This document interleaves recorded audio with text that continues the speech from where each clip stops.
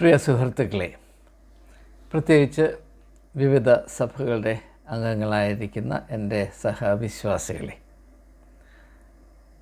ഈ വീഡിയോയുടെ പ്രതിപാദ്യ വിഷയം ഞാൻ ഒരു സഭയുടെ, ഒരു പള്ളിയുടെ ചുമതലയിലായിരുന്നുവെങ്കിൽ ആ പള്ളിയുടെ കാര്യങ്ങൾ അല്ലെങ്കിൽ ശുശ്രൂഷാക്രമങ്ങൾ, ദൗത്യം എപ്രകാരം ആവിഷ്കരിക്കുമായിരുന്നു. If I were in charge of a church congregation, how would I understand, design and carry out a ministry? ഇതാണ് നമ്മുടെ ചിന്ത. ഇതിൽ തീർച്ചയായും വിവിധ സഭാവിഭാഗങ്ങളുടെ അംഗങ്ങളായിരിക്കുന്ന നിങ്ങൾക്ക് കൗതുകമുണ്ടാകും എന്നതാണ് എൻ്റെ ശക്തമായ വിശ്വാസം. അങ്ങനെ അല്ലാതിരിക്കാൻ യാതൊരു മാർഗവുമില്ല. സഭയെപ്പറ്റി എൻ്റെ ഏറ്റവും പ്രാഥമികവും പ്രധാനപ്പെട്ടതുമായ അഗ്രഗണ്യവുമായ ധാരണ, വിശ്വാസം, ഞാൻ മനസ്സിലാക്കുന്ന വിധം, സഭ എല്ലാവരും വളർച്ചയിലേക്ക് നിരന്തരമായി പുരോഗമിച്ചുകൊണ്ടിരിക്കുന്ന ഒരു അവസ്ഥയാണ്. ഇംഗ്ലീഷിൽ ഞാൻ പറഞ്ഞാൽ അത് കുറച്ചുകൂടെ വ്യക്തമാകും, ലളിതമാകും. A church must fundamentally be a place of growth എന്ന് ഞാൻ പറയാൻ പോവുകയാണ്. A church must be a place of growth. ഇപ്പോഴത്തെ കാഴ്ചപ്പാട്, സഭയെന്ന് പറഞ്ഞാൽ, ഒരു കോൺഗ്രിഗേഷൻ എന്ന് പറഞ്ഞാൽ, അവിടെ ചില ആചാരങ്ങൾ ആവർത്തിക്കപ്പെടുന്നതിനോട് ആളുകൾ വന്ന് സഹകരിക്കുന്നു പറഞ്ഞാൽ കാഴ്ചക്കാരായി അവിടെ ഇരിക്കുന്നു. ഇതുകൊണ്ട് ആരെങ്കിലും ആത്മാവിലോ ഭൗതികമായോ അവരുടെ ഏതെങ്കിലും കഴിവ് സംബന്ധമായോ സാധ്യത സംബന്ധമായോ വളരുന്നുവെന്ന് ആരും അവകാശപ്പെടുന്നില്ല, പെടാൻ സാധ്യവുമല്ല.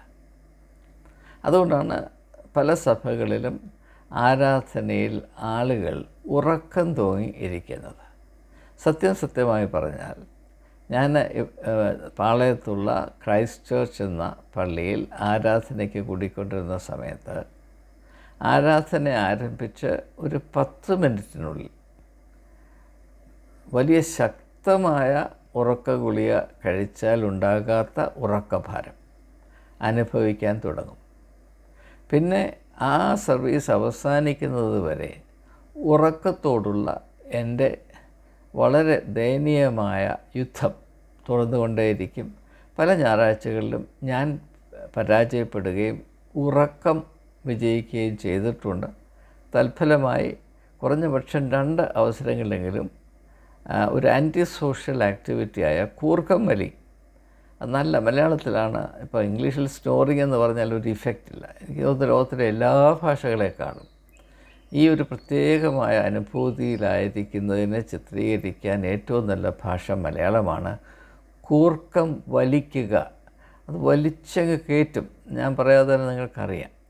അപ്പോൾ അങ്ങനെ 2 തവണ ഞാൻ അങ്ങനെ ഒരു ആൻറ്റി സോഷ്യൽ ആക്ടിവിറ്റി അറിയാതെ നടത്തിയിട്ടുണ്ട് എന്ന് നിങ്ങളോടായതുകൊണ്ട് ഞാൻ വെളിപ്പെടുത്തുകയാണ്. അപ്പോൾ ഇതിനൊക്കെ കാരണമാകുന്നത് അവിടെയുള്ള നമ്മുടെ അനുഭവം കൂടെ കൊണ്ടാണ്. അപ്പോൾ എൻ്റെ ലളിതമായ അനുഭവത്തിൽ ഒരു വ്യക്തിക്ക്, ഒരു വിശ്വാസിക്ക് ഒരു ഉത്സാഹമുണ്ടാകണമെങ്കിൽ, ഒരു ജീവനുണ്ടാകണമെങ്കിൽ അവൻ വളരുന്ന അനുഭവത്തോട് ബന്ധമുള്ള കാര്യങ്ങളിൽ ഏർപ്പെടുമ്പോൾ മാത്രമാണ്.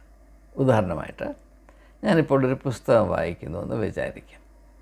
അറിയാവുന്ന കാര്യം മാത്രം ഉൾപ്പെടുത്തിയിട്ടുള്ളൊരു പുസ്തകം ഞാൻ വായിക്കുമ്പോൾ അതും ഏറ്റവും നല്ല മലയാള ഭാഷയാണ്, ബോറടിക്കുക.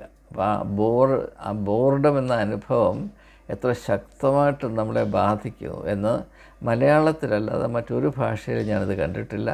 ബോറടിക്കുക, നല്ല ചാട്ട കൊണ്ടടിക്കുന്നത് പോലെ.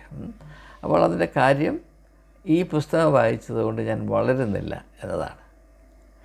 പലരും എന്നോട് പറഞ്ഞിട്ടുള്ളത്, നിങ്ങളുടെ പുസ്തകം വായിക്കാൻ പ്രയാസമാണ്, അതിലെ ആശയങ്ങൾ ഉണ്ടെങ്കിൽ ഡെൻസാണെന്ന് പറയും. ഞാൻ പ്രസംഗിക്കുന്ന കാലത്ത് അവൾ പറയുമായിരുന്നു, പല അച്ഛന്മാരോട് പറഞ്ഞിട്ടുണ്ട്, താങ്കളുടെ ഒരു പ്രസംഗം കൊണ്ട് ഞങ്ങൾ 4 പ്രസംഗങ്ങൾ 4 ആഴ്ചയിൽ നടത്തും, ഞങ്ങൾക്കത് വലിയ ഒരാശ്വാസമാണെന്നൊക്കെ പലരും എന്നോട് പറഞ്ഞിട്ടുണ്ട്. അവരത് ഇപ്പോൾ ഓർക്കുമെന്നാണ്, അല്ലെങ്കിൽ അത് സമ്മതിക്കുമെന്നാണ് എൻ്റെ പ്രതീക്ഷ. അപ്പോൾ അത് പലരും, അല്ലെങ്കിൽ ചില ആളുകൾ പറയും, താങ്കൾ പറയും നിങ്ങളുടെ തലയുടെ മേളിൽ കൂടെ അങ്ങ് പോയി, കാക്ക പറക്കുന്ന പോലെ പോയി എന്നൊക്കെ പറയും. അപ്പോൾ ആളുകൾ സാധാരണ ചെയ്യുന്നത് എന്താണ്, അവർക്ക് അനായാസമായി മനസ്സിലാക്കാവുന്നത് അല്ലെങ്കിൽ ബന്ധം പുലർത്താവുന്ന കാര്യങ്ങളോട് മാത്രം സ്വീകാര്യത പാലിക്കും, അത് മാത്രം അവർ സ്വീകരിക്കും. ഇച്ചിരി തലച്ചോറിനെ കൊണ്ട് അധ്വാനിച്ച് ക്ലേശിച്ച് മനസ്സിലാക്കേണ്ട ഒരാശയം അവതരിപ്പിച്ചാൽ അവർ പെട്ടെന്ന് അസ്വസ്ഥരാകും. അതിൻ്റെ ഒരേ കാരണം നമുക്ക് വളരുവാൻ താല്പര്യമില്ല എന്നത് തന്നെയാണ്.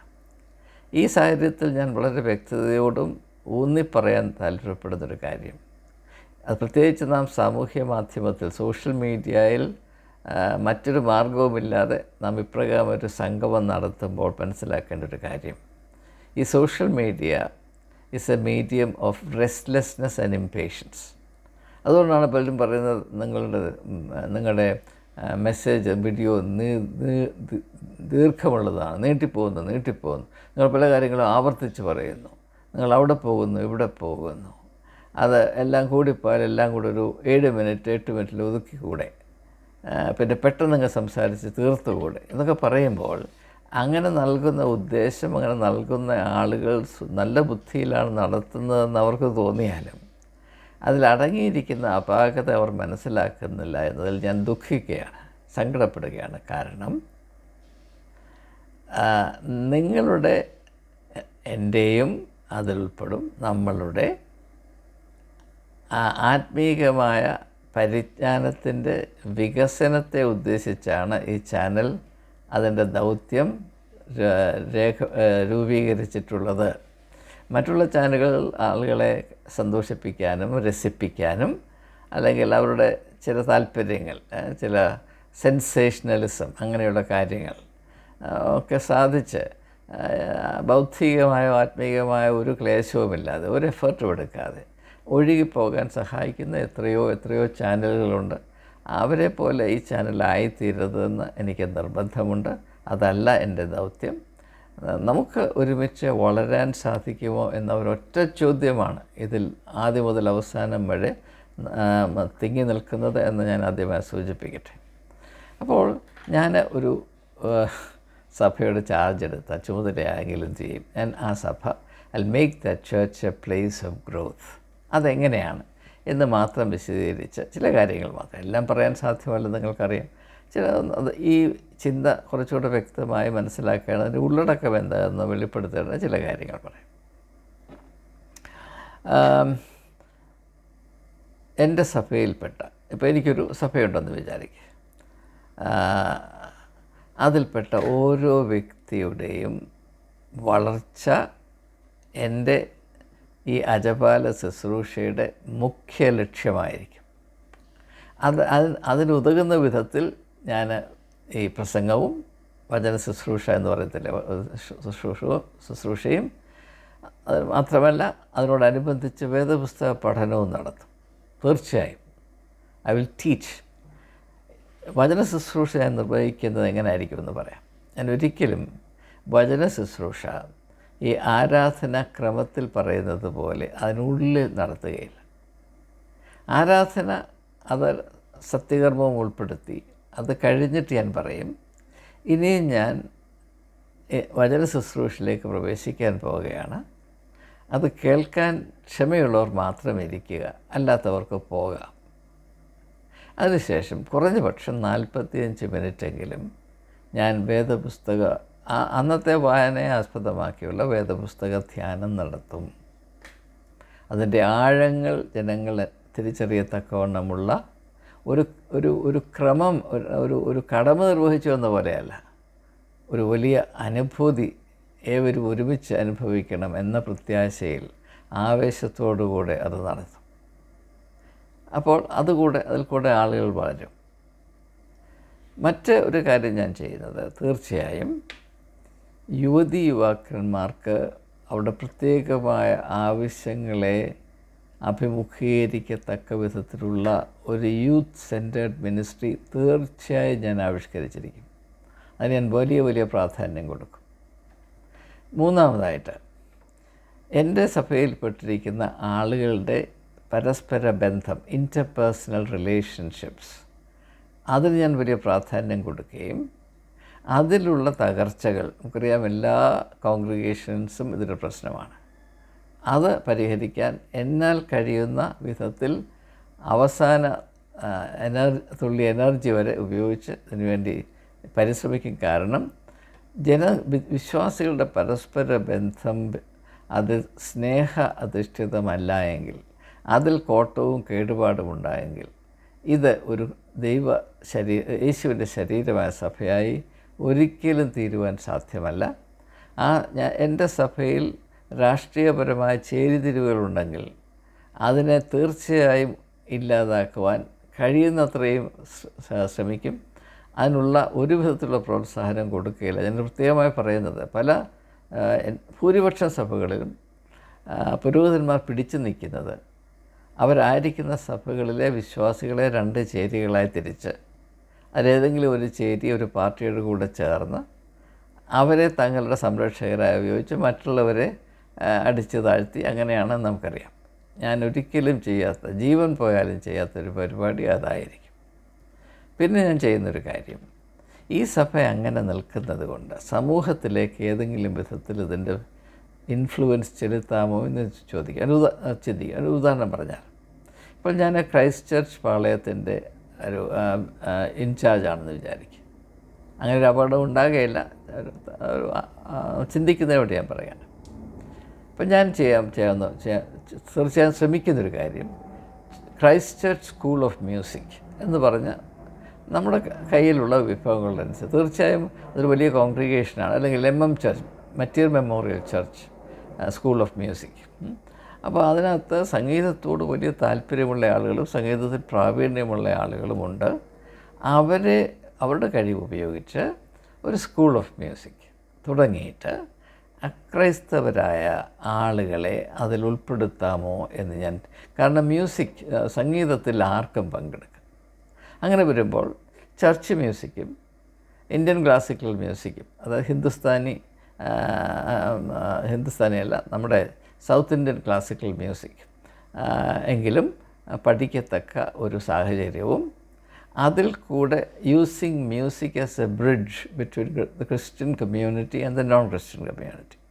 അങ്ങനെ വർഷത്തിലൊരിക്കൽ ഒരു സംഗീത വിരുന്ന് സഭയുടെ കോമ്പൗണ്ടിൽ തന്നെ ഇഷ്ടംപോലെ ഹാളുണ്ട്, അല്ലെങ്കിൽ ഇഷ്ടംപോലെ സ്ഥലമുണ്ട്, അവിടെ നടത്തുവാൻ ശ്രമിക്കും. അവിടെ പട്ടണത്തിലുള്ള എല്ലാവർക്കും വരാനുള്ള സ്വാതന്ത്ര്യം, ഫീസൊന്നുമില്ലല്ലോ, അപ്പോൾ പരസ്യം കൊടുത്താൽ ആളുകൾ വരും, അവർ വന്ന് കാണും. അങ്ങനെ സഭയും സമൂഹവുമായുള്ള ബന്ധം സ്ഥാപിക്കുന്നതിന് ഞാൻ വലിയ വലിയ പ്രാധാന്യം കൊടുക്കും. പിന്നെ ഞാൻ ചെയ്യുന്നൊരു കാര്യം, യുവതീ യുവാക്കന്മാരെ ഉൾപ്പെടുത്തി ഒരു ഇൻഫോർമൽ ഡിസ്കഷൻ ഗ്രൂപ്പ് ഉണ്ടാക്കും. അതായത് സമകാലീന പ്രശ്നങ്ങളെ ആത്മീയമായ ദൃഷ്ടിയിൽ കൂടെ എങ്ങനെ കാണാൻ കഴിയും എന്ന് ഒരുമിച്ചിരുന്ന് ചിന്തിക്കുകയും പഠിക്കുകയും ചെയ്യുന്ന ഒരു സാഹചര്യം. അതും അക്രൈസ്തവരായ യുവതീവാക്കന്മാർക്ക് താല്പര്യമുണ്ടെങ്കിൽ അവരെയും ഉൾക്കൊള്ളിക്കുവാൻ ശ്രമിക്കും. ഇത് താല്പര്യമുള്ളവർക്ക് വേണ്ടി ഇതിലൊന്നും ഒരു നിർബന്ധവും ഉണ്ടാകുകയില്ല. സ്വമേധയാ താല്പര്യത്തോടുകൂടെ വരുന്നവരുടെ നന്മയ്ക്കായി ഇപ്രകാരമുള്ള ക്രമീകരണങ്ങൾ തീർച്ചയായും സൃഷ്ടിക്കും. പിന്നെ ഞാൻ ചെയ്യുന്നൊരു കാര്യം, വളരെ വളരെ പ്രാധാന്യം കൽപ്പിച്ച് ചെയ്യുന്നൊരു കാര്യം, സഭ 6 ദിവസം, പള്ളി 6 ദിവസം അടഞ്ഞു കിടക്കുകയും 7-ാം ദിവസം തുറക്കുകയും ചെയ്യുന്നു. ഞാനൊരു പകൽ വീട് എൻ്റെ പള്ളിയിൽ സ്ഥാപിക്കും.